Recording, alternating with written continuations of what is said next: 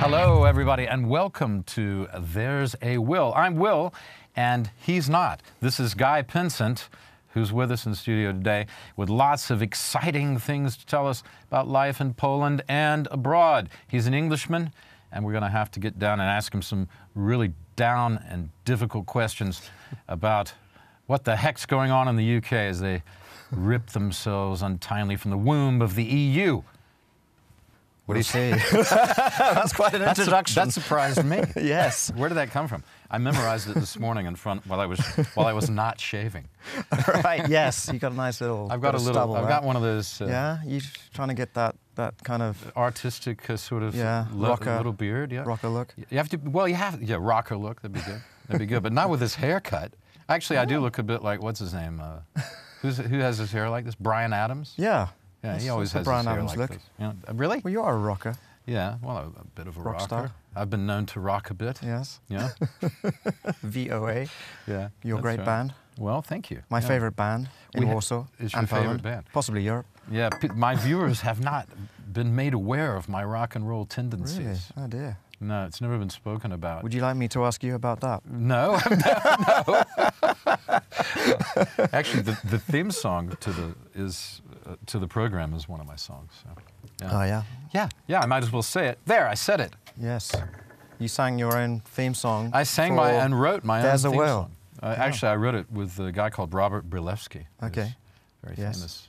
Who was a very famous musician. Guy, Yeah. You know, you knew him. Of course. Yeah. Great bassist. Yeah. Wonderful bass and guitar player. Legend of Polish rock. Indeed. Yeah. Yeah. Absolutely. Lovely guy. Wonderful guy. He was a really good friend. Yeah. Anyway, let's move on. Robert is no longer with us. No. You have been living in Poland for an extremely long time. Is it that long? Yes, I guess. Well, I don't know how long it's been. You started off in the Foreign Office. Yeah. And you were. How did you start off in the Foreign Office and then end up in Poland? I was pretty bored working in a bank in London and was looking for another job and met a guy who said, I think you'd like the Foreign Office. And so I thought about applying and spoke to a couple of guys. They said, oh, you'll never get in. So that was red rag to a bull. Had to give it a go. You would never get in? Yeah. No one would ever get in. So why would you never get in? I don't know. You seem perfect. I just had to do those exams and do the tests. The exams are hard, aren't they? Yeah. Anyway, yeah, so I joined the Foreign Office at the beginning of 2000. Yeah. Yeah. And then, good Lord. After a couple of years, had a posting list that came up, and Warsaw was on that list. Mm-hmm. It was a very exciting opportunity because I'd have language training. Mm-hmm. One of my best friends from university was a Pole who introduced me to Poland, and we studied together. And Poland was going through a very interesting time. The posting was from 2003 to 2005, so transitioning to join the EU, mm-hmm. An emerging economy, growing fast. It was a totally different place, obviously, 16 years ago when I came here in 2003. Completely different, yeah. Yeah, I mean, the only bars to have a drink in were few and far between. Yeah. They just opened Szpilka, Szparka, Szpulka. These were places that used to be, for people listening, these used to be on Platz Krzyżyza. Czech-Krzyże. You say it better than I do. Czech-Krzyże. It's not easy. Try that one at home, folks, but make sure you have help at hand. It's not easy to say. But so I was posted Three Cross Square. Yeah, it was Three Crosses Square. Yeah. So I was posted here from February '03. 2 great years. Loved it. And then I went back to London, back to HQ, and missed Poland. And there were so many opportunities here in business that I thought I'd come back here and start a new career in real estate. Mm-hmm. And so I came back in summer 2006, mm-hmm. where I've been ever since. I'm here for 2 plus 12 and a half years. Wow. And I wanted to ask you something. Did you ever meet M or Q when you were back in the HQ? No, I didn't. I didn't meet M or Q. I think that you didn't meet M or Q. Well, did you meet any other letters? That sounds maybe a bit like C. Sesame Street. Now. Yeah. I met an O. I met a double O. Yeah. No, there was none of that kind of shenanigans. No. Although we were working pretty hard to stop Iran building a nuclear bomb and. Iran building nuclear bombs. It's not what we want. No, we don't want that. No, we certainly don't want that. That's I mean, first on my list of things I don't want. Yeah, yeah. No, it's quite serious stuff. Yeah, or maybe last on my list of things I do want. Yeah. Yeah. No, we don't want that. Anyway, so No. posting here was obviously dealing with all sorts of fun stuff with the polls on. What were the main issues at that time? Because Poland's changed a lot, and since 2000, my God, Absolutely. the Millennium Year. Absolutely. I remember I was in the Millennium Year. I was in the White House for the Millennium. Yeah. Yeah. So a friend invited me, so I was there. I was living in California at the time. Yeah, everyone remembers what they were doing. Yeah. I was DJing. You were DJing? For a party. Yeah. Where some nice wealthy guy was paying a lot of money for DJs on Millennium. So you moonlighted as a DJ. I had a mobile disco. Yeah. It was the. It's like a dirty secret. It's the best excuse. I once had a mobile disco. Yeah, it was the best excuse I had for buying the Spice Girls. I feel like a psychiatrist now if you're going to tell me all that stuff. You know? Deep and inner secrets. You're going to be giving me your really secrets. Yeah, well, you know, you have to buy the entire deep stuff music collection. Everyone's got to have their song. Yeah. So. Well, music's changed a lot since the Spice Girls were your favorite.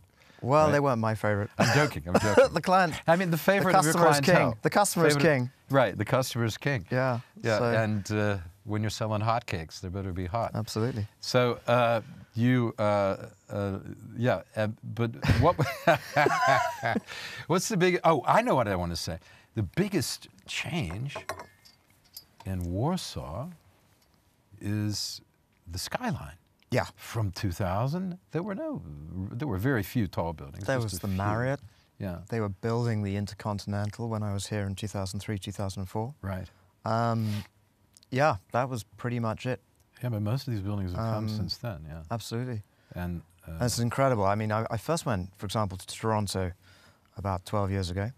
And Toronto was like Warsaw 5 years ago. It had a few high-rise downtown, but otherwise felt, you know, quite villagey, very green. Warsaw was very green, actually.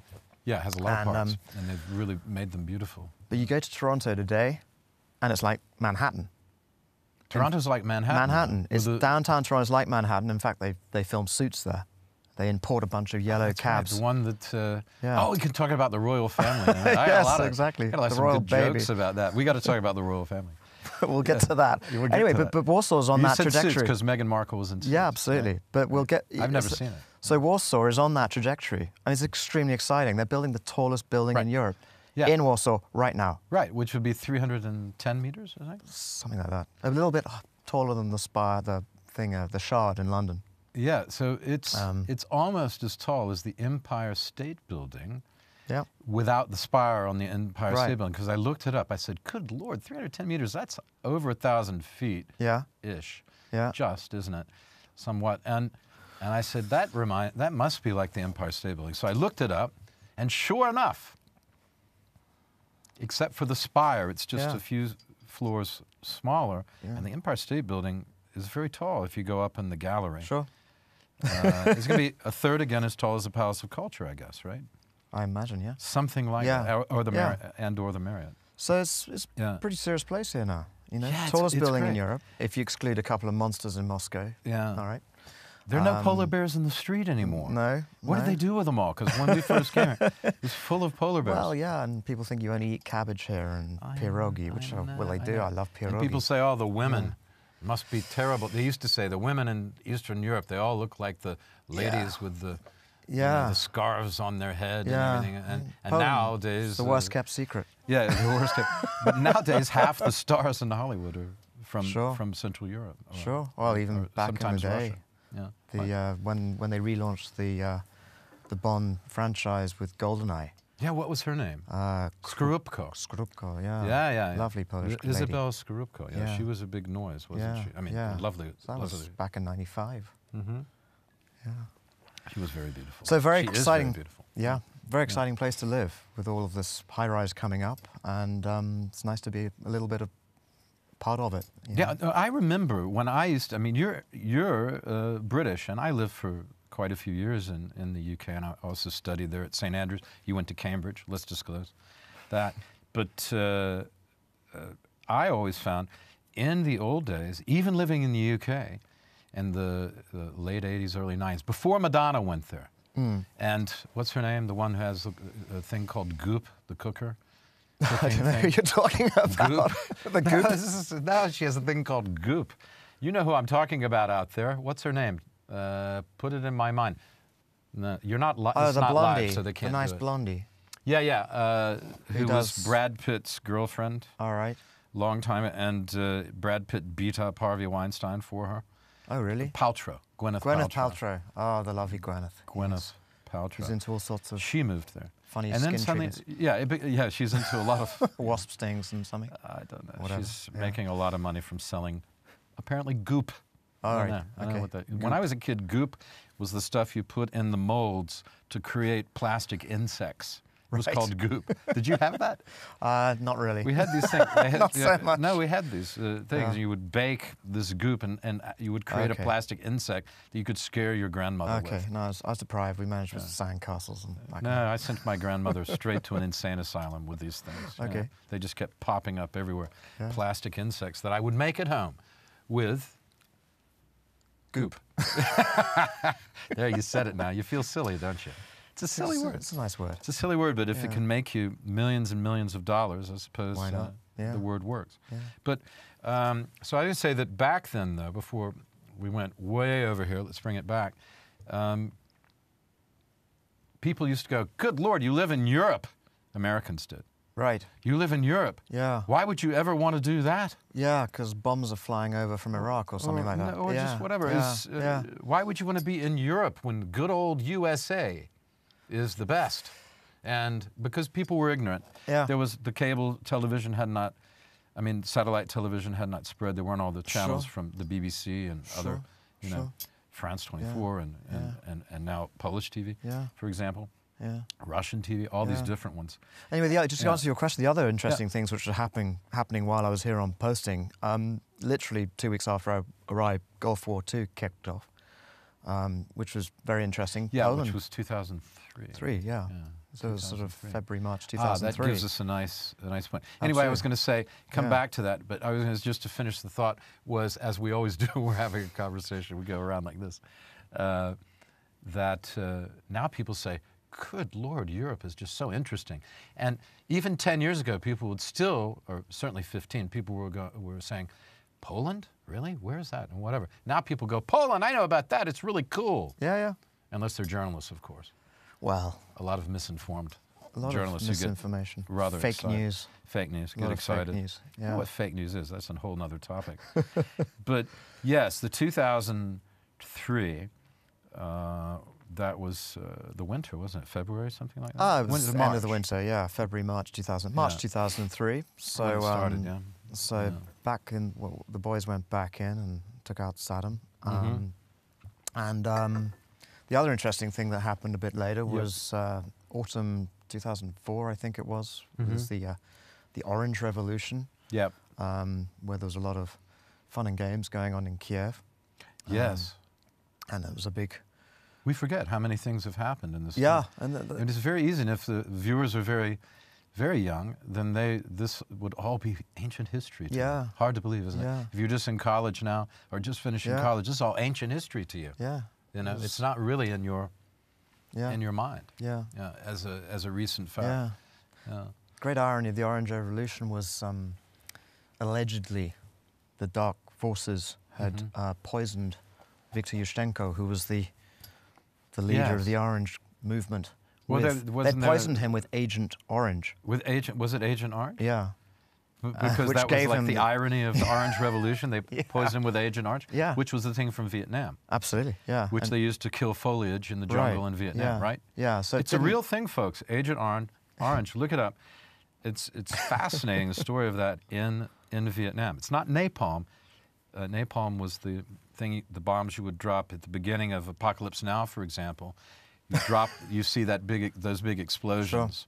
Sure. When they're playing the Doors. That napalm, horrible That's napalm. thing. Yeah. But Agent Orange would kill foliage, but it also killed a lot of people or disabled them. Yeah. We know now. I mean, we've known for some time, but it's And become... in Viktor's case, gave him very bad acne, which... Who? Viktor Yushchenko, the leader. Yushchenko, yes. Yeah. And yeah. He But he it was wasn't very nuclear good-looking guy. material. I thought it was nuclear Agent material. Orange? No, no. It No, wasn't I nuclear. thought it was nuclear material that they had got him with, but that was a later guy No. in London. It was Agent Orange. Yeah. Yeah. Yeah. That's No, crazy. you're Where did thinking, they get no, Agent Orange? Litvenko, that was another case. Do you really believe it was Agent Orange? Or Yeah, it was. Is that it proved? was. Where'd they get it?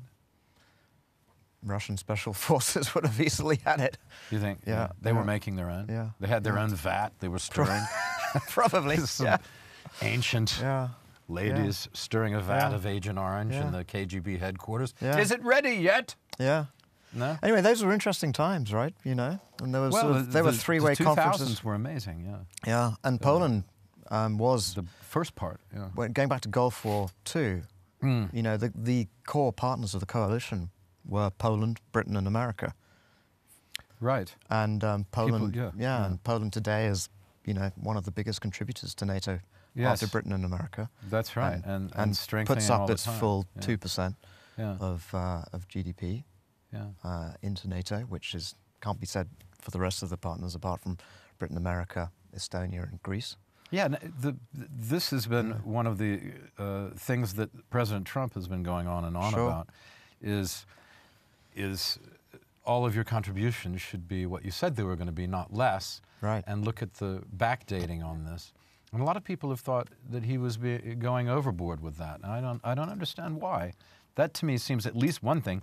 Even if you don't like his tweeting, Sure. I mean, people jump on that, but even if you don't like that, you have to look at this and say, well, that makes sense. Yeah. Well, he takes a sort of business negotiation approach to his politics, Yeah. and it makes sense. Sometimes wish our politicians in Britain could do the same in negotiations with their EU counterparts. Yeah, what is this I hear? Let's talk about that. I mean, we have a lot of things to talk about, including some interesting things in your background, some of your family relations, which are absolutely fascinating to me. I remember the first time we met years and years ago talking. Somehow we got around to it and started talking about some of that. But I wanted to ask you first, I mean, what the heck's going on? With Britain becoming, I mean, mutiny on the Bounty, you're turning it into... What's going on here? Yeah. Who's and what Ms. May is Ms. as May. Ms. Mrs. May, Mrs. as I was taught to say Ms. in the yeah. old days. I don't know what you're supposed to say now. I think it's supposed to say Ms. now, and Ms? in the old days, Mrs. Mrs. Okay, Ms. Ms. May, Mrs. May, is now the Fletcher Christian of British politics. Yeah, well, she's got a poison chalice. Let's face it, Britain is divided. It's a very emotive issue. We'll see. I mean, the current situation though is very dangerous. So the bottom line is that there was a vote. Mm-hmm. People were told your choice will be implemented. Mm-hmm. The largest number of people in British history voted for anything. I didn't know that. Is that true? Yeah, so 17.4 million. Is that a percentage or just the largest amount, not a percentage? Largest amount. And the turnout was high as Very well. high. Yeah. Do you remember what it was? I don't. It was about 72% or Good something Lord, like that's that. high. Yeah. But it barely squeaked by. It was not a massive mandate. Well, Socrates, yeah. you know why Socrates hated democracy? This may have been one of the reasons. Just throwing it out. Yeah, why was that? Well, he hated democracy because then, rather than having educated and he believed in a republic. Sure. So rather than having people who actually understood issues, Yes. making decisions, Yes. you would somebody could just go out and start shouting and get a crowd together, and they go, "Oh, let's go get them." Sure. So everything's fine if Demagoguery. Yeah, so everything's fine if Will is the benign dictator. Is that right? No, I said Socrates. I don't want to be a dictator. But it actually wasn't. I don't want to be a politician. You can say it was a very close run thing because it's 48% Yeah. on the thing. But actually, the margin was about 1.4 million people. Yeah. It wasn't a close run thing, and most elections are actually closer, a lot closer than that. A lot closer than so that. it's sort of gotten hold, this idea that it was like on a knife edge. It wasn't. And then, so it was a 17.4 million people voted to say, we want to leave. There was no discussion about how they'd leave. So then that's been now turned into, well, some people wanted to leave for this reason, some people for that reason, and that's fine. But it was still very clear what leave really meant, which was me leaving the institutions of the EU, not staying in the customs union or a customs union, leaving the single market. All this was very clear in the mandate. Mm-hmm. And then Theresa May, looking at her opinion polls in 2017, couldn't resist calling a general election to try and consolidate and increase her lead in Parliament. Right, yes. All right, and then, and so the two major parties, in fact, all the parties' manifestos, apart from the Liberal Democrats, said, we will implement the referendum result, okay? 86% of people voted for parties whose manifestos said, we're leaving, okay? Mm-hmm. So there's been, in a way, a double mandate now to leave. What is in fact, and the only party who said, we're going to reverse Brexit, Right. the Liberal Democrats, they were annihilated. In the elections. In the elections. Well, that happens to them a lot over time. They go up and down. They're often eliminated. Depends, I think, on who the personalities are in that party. For those who know British politics, and having lived there, I know a little bit about it. Anyway, but so what's going on right now? Then things. Exactly. Then the whole thing went through Parliament. So the steps were okay.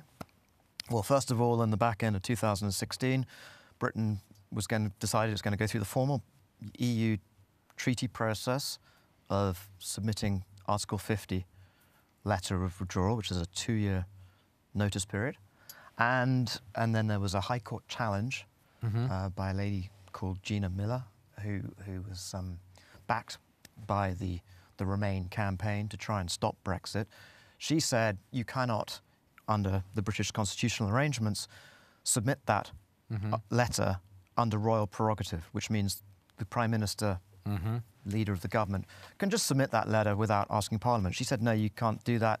And so there was a big High Court battle on that, which came to a head in about February 2 years ago.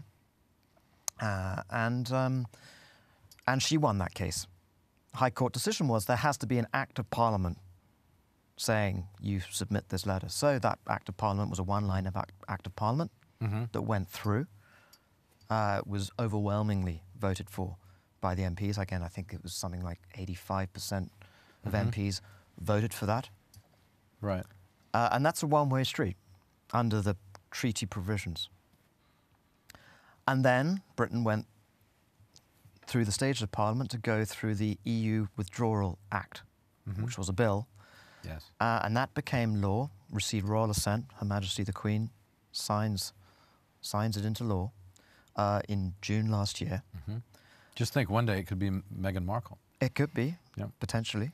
Well, actually, no, she wouldn't be queen. She wouldn't be queen. She'd be what, princess consort or something. Something like that, yeah. Anyway, so the Queen signs that, and this said a couple of things. One, it says on the 29th of March, Britain leaves the EU. Right. There's no condition about a so-called deal or a no deal. There are no deals. They're just leaving. You leave. There is no deal right now. Yeah. The second thing it does. Correct? There's no deal right now. No deal. Right now, there's no deal. Right. The second thing it said was it was a repeal of the 1972 European Community Act, which took Britain in. So it repeals. And the third thing it does, which also is very important to realise that there's not some void if there's no deal. It incorporates all the existing EU law, which is used in Britain, into British law. Right. So it's just like a smooth changeover. Yeah, because... So there's not some sort of legal vacuum. Because, of course, all those laws go in. So they're cutting and pasting those laws and putting them into the computer with all the British laws, right? Yeah. And so this is very important. And this is law. Parliament voted that through and pushed that through. They'll be weeded out, the ones that don't apply, so that you don't suddenly have to change all the colours of the buses and everything, or whatever. But, and again, within that whole law as well, it stipulated that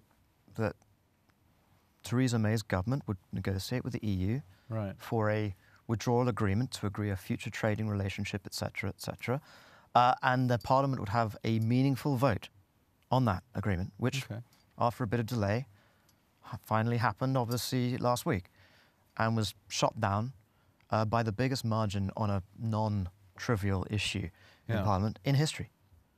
230 votes down.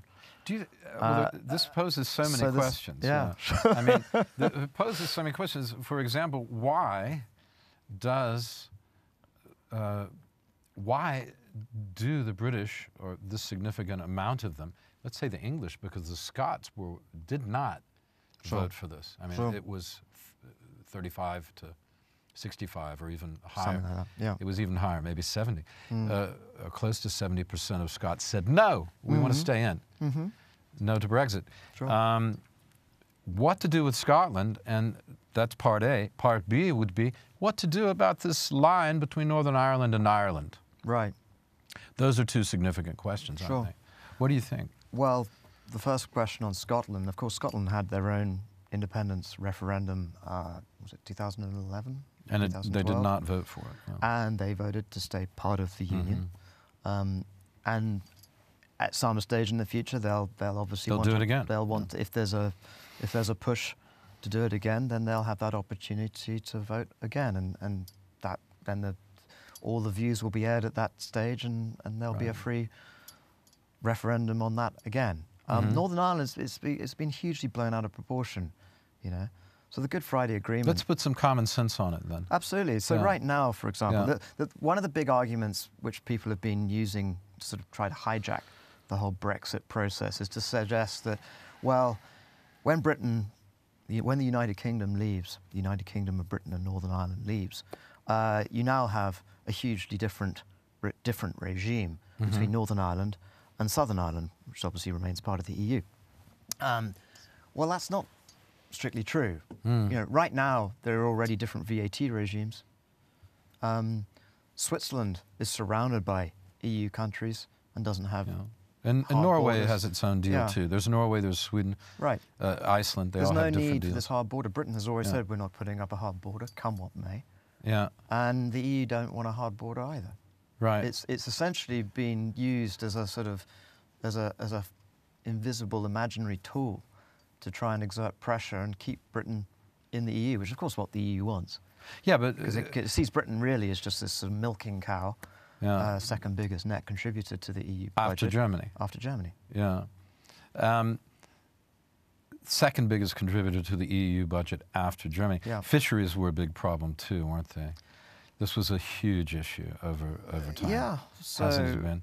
The use of the close-in British fishing grounds by and a free-for-all, in other words, as the British saw it. So 40 years of EU membership have devastated fishing communities in Britain. Yeah. I think that's the point that needs to be brought out again. I don't hear it that much, but now, it was always a big issue. Now, if you're one of those fishing communities, obviously this has been horrible and desperate, but also let's get some wider perspective here. Yeah. The fishing communities are very important, clearly, for Britain, and Britain should have its rights to its fishing waters.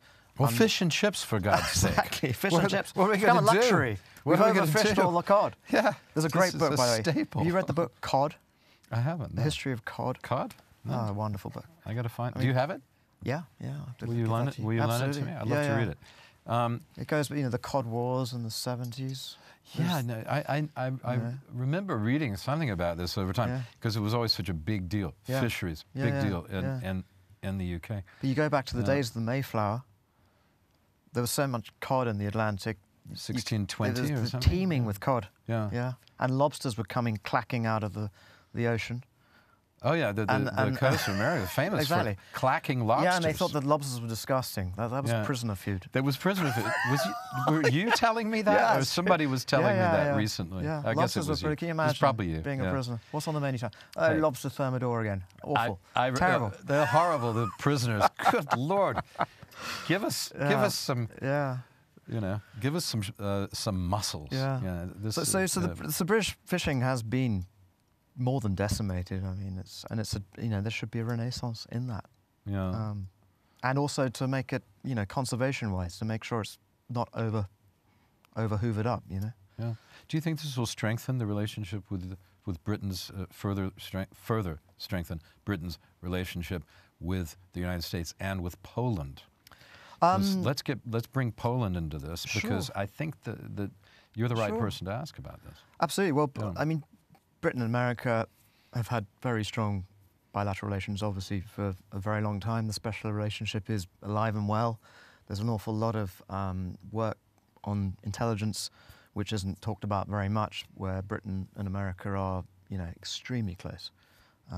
Right. And then you have the wider, but also very close so-called Five Eyes partnership: Britain, America, Canada, Australia, and New Zealand.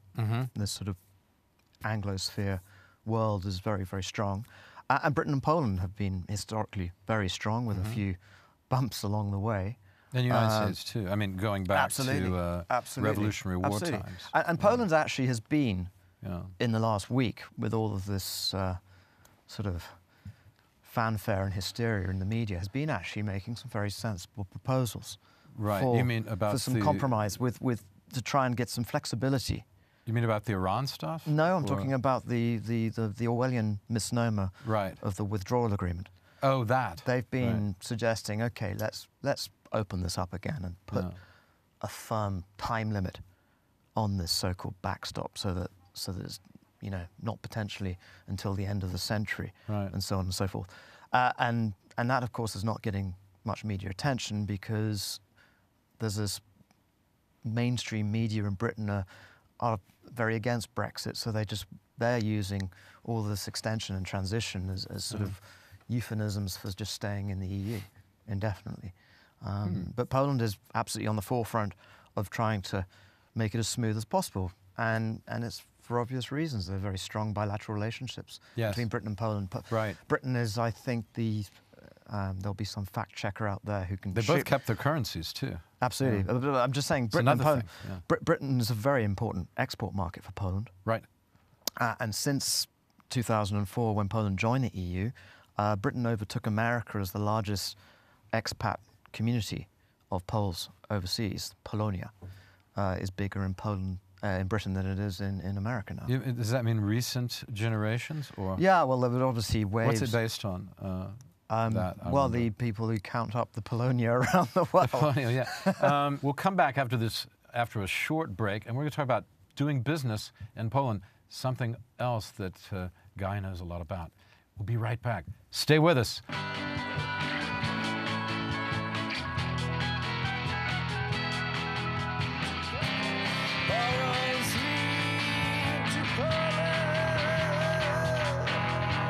Okay, so we're back with Guy Pinsent.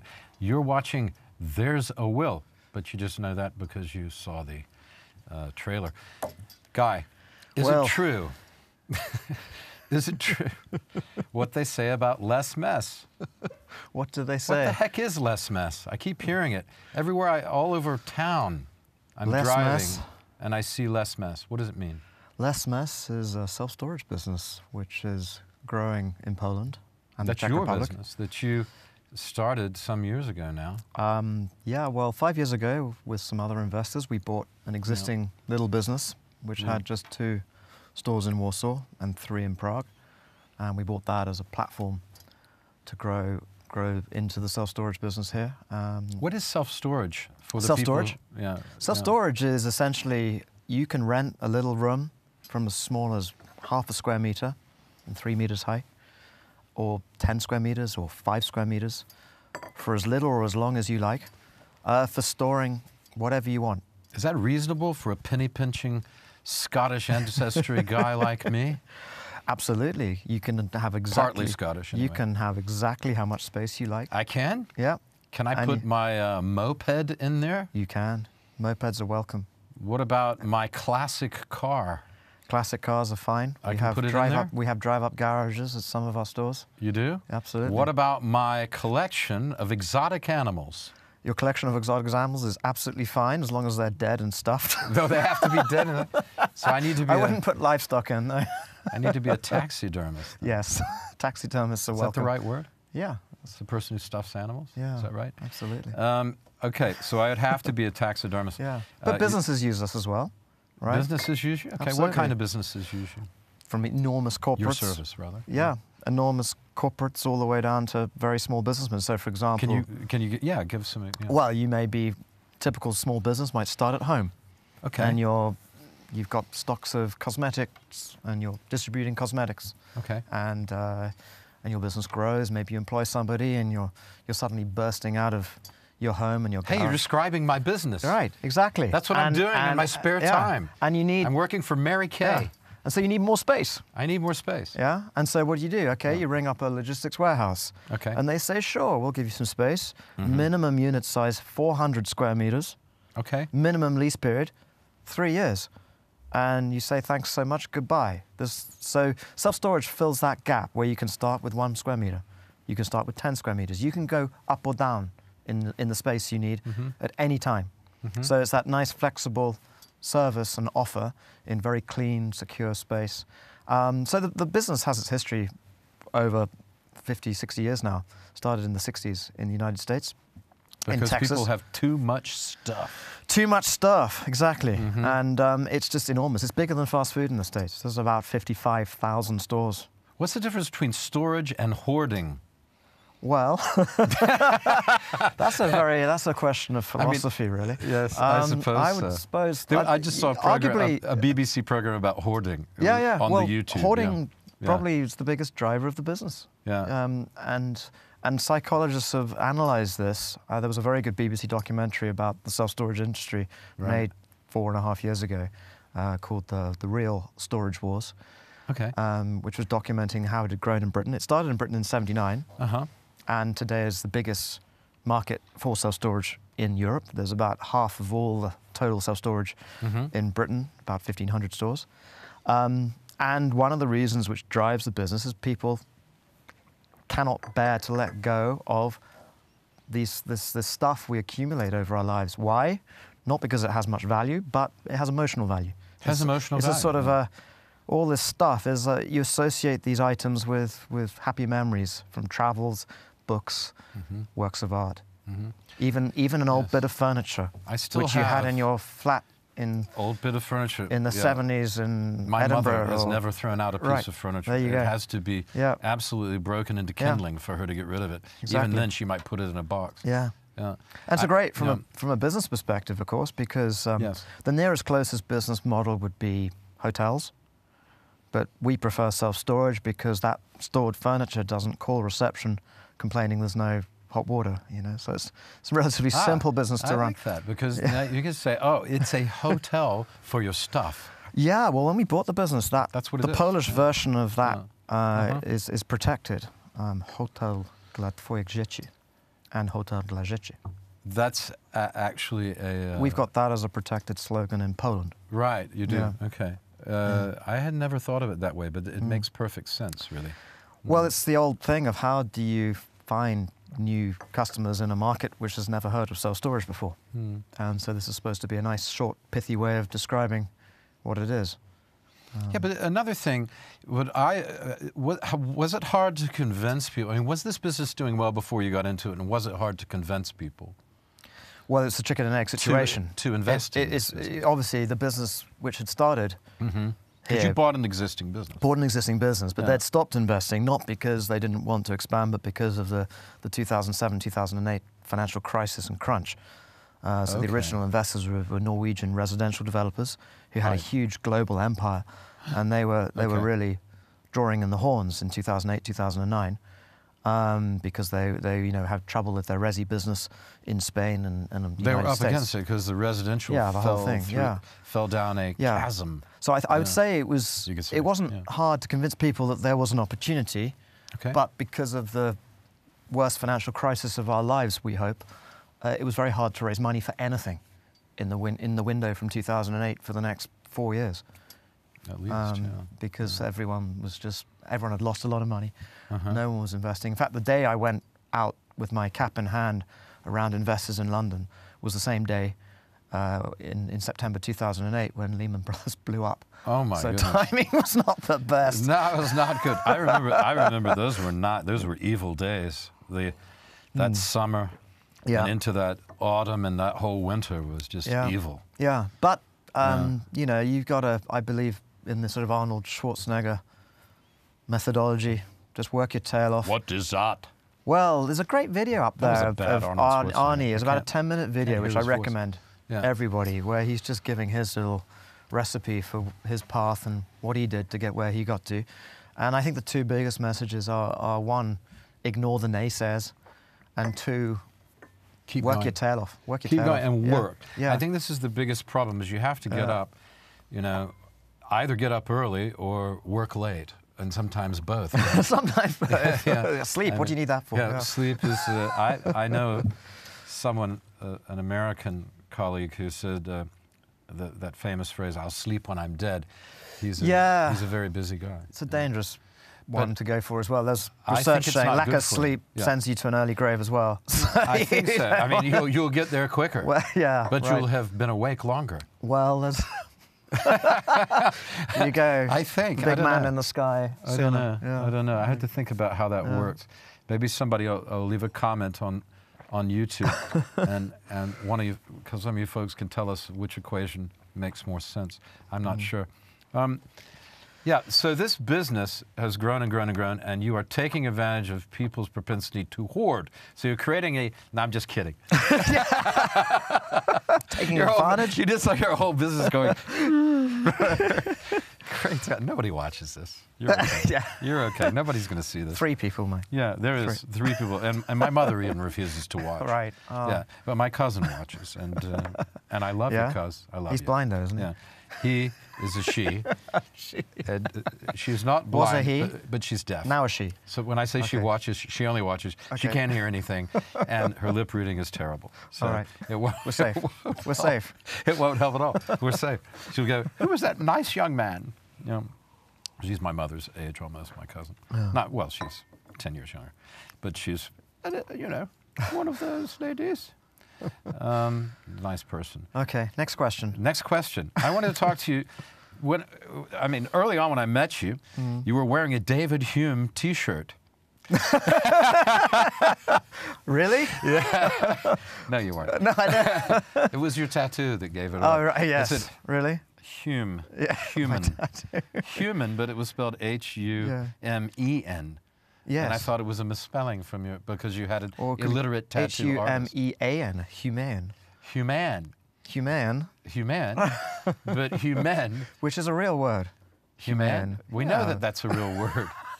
I know that's a real word. Well, Are you testing not me? every. Yes.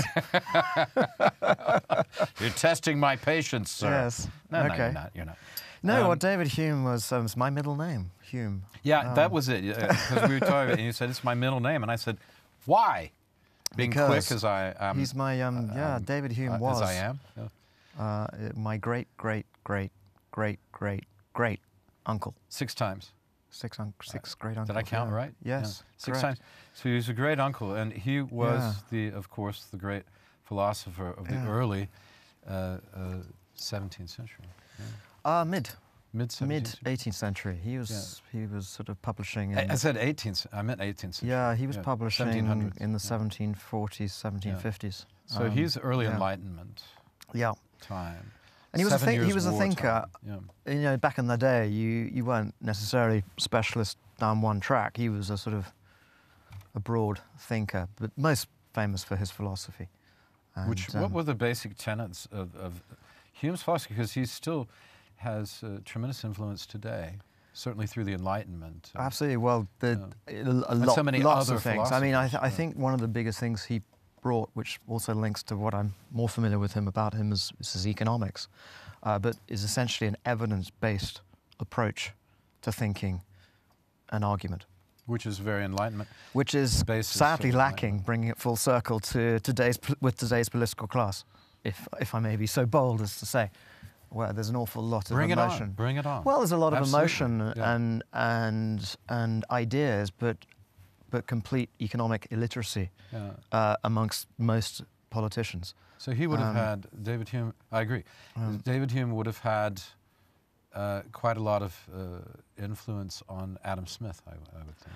Yeah, well, they were contemporaries in Edinburgh together, and he certainly had a lot of influence on 20th century economists. Absolutely. Paul Krugman has suggested that David Hume was the first to come up with an economic model, and on his essay of The Balance of Trade. Hume was Scottish, of course. Yes, Yes. he was Scottish. That's worth saying, too. Yes. Back to our Scottish. Yeah, but that's I think somewhat of a motif in for this me, one of conversation. them, because I studied economics, Yeah. and he wrote in his collected essays two very famous essays, one called Of Interest and one Of Money. And this was the foundation of monetarism. And later on, Milton Friedman was saying about Hume how, you know, and this is Milton Friedman talking in the 70s when monetarism became this big revival. Right. And as a sort of counter... No free lunch. That's Friedman's favorite. No free lunch, definitely. Yeah. Chicago school. Right. Absolutely. And so, but Milton Friedman had a lovely quote saying, you know, David Hume essentially had it all. Today we're a bit more sophisticated with the maths and the modelling. Right. But the essence of the ideas of monetarism, Hume had already sussed it out. And one of the key ideas was, you know, a government can spend lots of money and pump up the economy. And that works in the short term. Everyone feels great because there's lots more money to go around and more employment and so on and so forth. Printing money, we call it. Yeah, but unfortunately, it's short term and doesn't work in the long term because essentially it pushes up prices. Eventually So the real price of everything drops back down, you know, to where it was, and the level of activity slows back down. And all you end up with is a higher price level and more government involved in the economy, which is debatable as to how efficient that is. So that, you know, he was the sort of godfather, the grandfather of classical liberal economics. Absolutely. Along with Adam Smith. A good man to talk about. And David Ricardo. Yeah, and David Ricardo. David Hume is a great man for our time. Great man. He's a great man for our time. I'm using my earpiece. But and it's really fun reading his... We could bear going back and reading more. And going Adam back Smith to his too. original books are just actually, they're very readable, even today. Very readable and very misunderstood, I think. I keep saying that going back to 18th century, looking at the rationality of the 18th century is very important for us today, especially the part about defending freedom. Indeed. Defending our freedom as individuals in a continuing, a growing corporate world. Right. Which again brings us right back to Brexit and what's that all about? I know. It's brought us right back. But we've got to finish. That's it. We've got to finish. Oh. We've got to finish, unfortunately. Just when we're getting started. We have to do this on Skype or something where we have more time just to go and keep talking. And eventually maybe we'll get some callers in it too. That would be nice. Okay.